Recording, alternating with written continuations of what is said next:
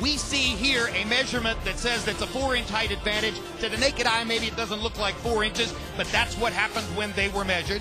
Arm length, a ½ inch advantage for Pavlik, measured from the armpit to the end of the fist. They both weighed in under the 160-pound limit, and Kelly Pavlik overnight has rehydrated back up to 178. Remember, Emmanuel Stewart says he's really a super middleweight. He's gone up 18-plus pounds overnight and will have an 11-pound unofficial advantage over Martinez coming into the ring. Rules of the bout with our unofficial ringside scorer, Harold Letterman. The Kelly Pavlik Sergio Martinez fight is scheduled for 12 rounds using the unified rules of the Association of Boxing Divisions. There is no 3-knockdown rule. Only the referee can stop the fight. A case of cut is caused by an accidental headbutt. We go to the scorecards if the 4 rounds have been completed, and you cannot be saved by the bell in any round, including the 12th and final round. Jim! This is the 49th fight of Sergio Martinez's career, but many American fans were unfamiliar with Martinez before seeing him on December 5 in the small room here in the Boardwalk Hall in Atlantic City against Paul Williams. What a fight it was. In the first round, Williams got credit for that knockdown. It was only a glancing blow. A minute later, a solid right hook from Martinez, counter-punching Williams to the canvas. They both had knockdowns in round 1. And that set up a pitched battle manual in which both fighters had their moments in almost every round. It was a great, exciting fight that went back and forth. I gave the fight by Williams just by her. I thought he showed a little bit more energy in the final round, but it was the type of a fight that was definitely one of the greatest fights I've ever saw in my life. Many thought it was the fight of the year for 2009. The decision went by majority decision to Williams, but Martinez's promoter and many of his fans say we're just as happy anybody can see we won the fight, and it certainly set up Martinez as a more than credible opponent for Pavlik tonight.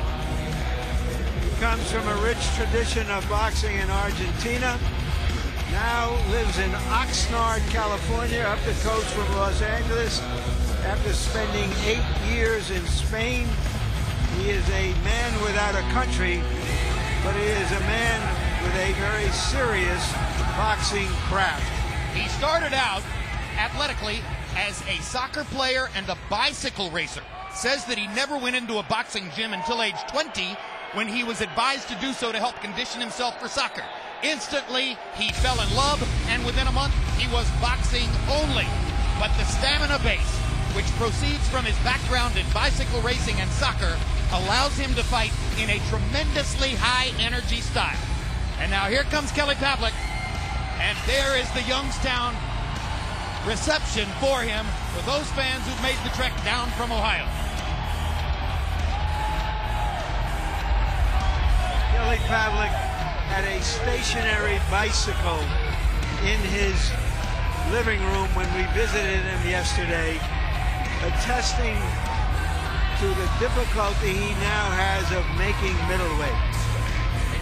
Coming in at 178, you're talking about cruiserweight territory already. That's a situation that is created by having this almost 30-hour difference from the weigh-in to the actual fight. About 15, 20 years ago, that didn't exist. You weighed in on the morning of the actual fight. And I have to believe if we were to tell Sergio Martinez you're outweighed 11 pounds, he would say, fine, my game here is speed anyway. But Absolutely. You say it's good for Pavlik, Emmanuel, and we shall see. Let's go to Michael Buffer for the official introductions. Ladies and gentlemen, good evening and welcome to Atlantic City's Boardwalk Hall, courtesy of Caesars Atlantic City, where tonight, Bob Barham's Top Rank Incorporated, in association with DeBella Entertainment and Corona Extra, are proud to present the main event of the evening. 12 rounds of boxing for the Ring Magazine WBO WBC Middleweight Championship of the World. Sanctioned by the New Jersey State Athletic Control Board, Chairman Tony Orlando, Boxing Commissioner Aaron Davis, WBC President Jose Suleiman, WBO President Francisco Paco Barcarcel. At ringside, the 3 judges scoring this contest are Craig Metcalf, Barbara Perez, and Roberto Ramirez. And inside the ring, your referee in charge of the action at the bell, David Fields. And now for the thousands in attendance and the millions watching around the world on HBO. Ladies and gentlemen, let's get ready to rumble!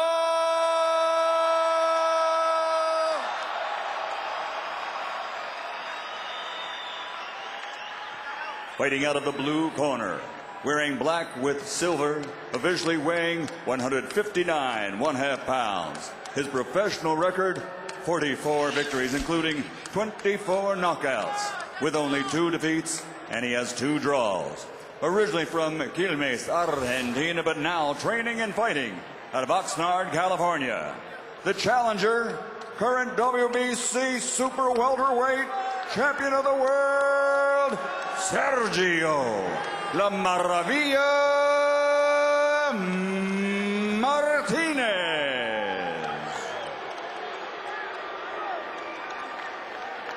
And fighting out of the red corner, wearing black with gold, officially weighing also 159 1/2 pounds. Although he has 1 loss as a professional, he is undefeated in the middleweight division with a perfect record of 36 fights, 36 victories, including 32 knockouts. He's the fighting pride of Youngstown, Ohio, the reigning, defending WBO, WBC, and ring middleweight champion of the world, Kelly the Ghost Pavlik.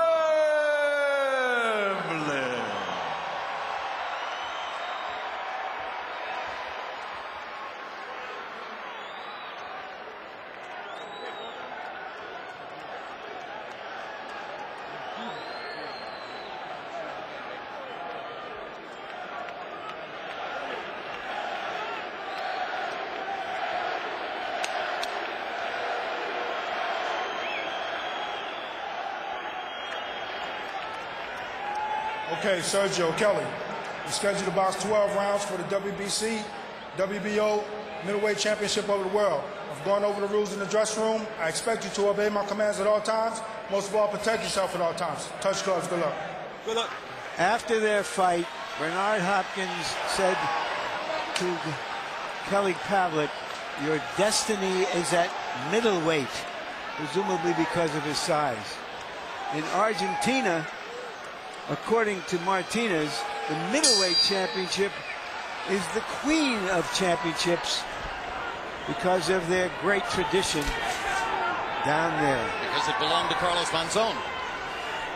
And interestingly, Martinez, partially because he moved away from Argentina for better economic opportunity in Spain a long time ago, acknowledges that no matter how much he accomplishes in the ring, no matter how great he becomes, he could never be Carlos Monzon in Argentina.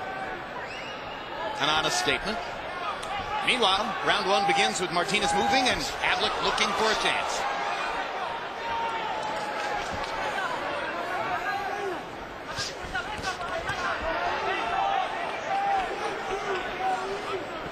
Looking at Kelly Pavlik, he does look like he's about a good 10 or 12 pounds larger than Martinez to me. Martinez is very agile, moving very well, and Kelly, I think, at this stage is fighting the perfect fight as Martinez, but this is just the first minute of the first round. Martinez has circled both ways so far. If he circles to his right, he's going toward Kelly Pavlik's left hook, but away from Pavlik's right hand. Obviously, the opposite direction produces the opposite effect. Which one would you do, Emmanuel? Well, I never got so wrapped up on the changing directions as a lot of people. I think it's just the speed to in and out and different movement.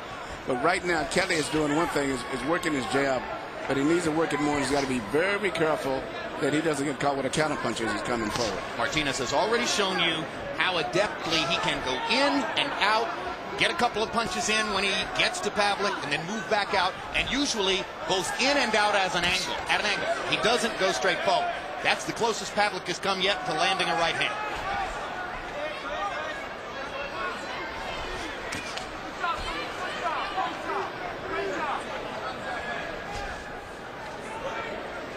There's blood around the left eye.